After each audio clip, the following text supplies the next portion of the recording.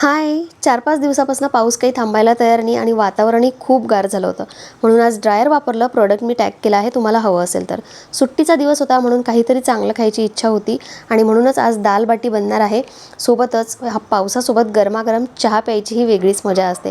तर परत एकदा चहा घेतला आणि बघा बाटी इथे तयार होती आहे. डाळ मी तयार केली आहे आणि बाटी झाल्यानंतर जितकी सुंदर दिसते ना तितकीच ती चविष्टसुद्धा होते. थोडासा पाऊस थांबला म्हणून आम्ही बाहेर पडलो.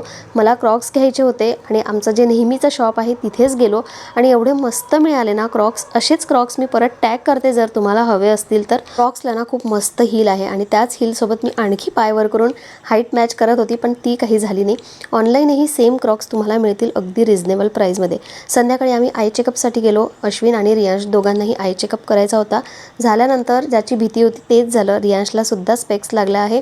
खालीच दुकान होतं म्हणून सहज बघण्यासाठी गेलो, पण त्यातला काही आम्हाला आवडलं नाही. बघू आता पुढे कधी करायचं तर. आल्यानंतर डिनर करण्यासाठी मला रियांशनी थोडीशी हेल्प केली आणि अशी छोटीशी हेल्प ना जेव्हा गरज असते तेव्हा खूप चांगलं वाटतं. असो, चला आता मी डिनर करते. आपण उद्या भेटूया. चला बाय.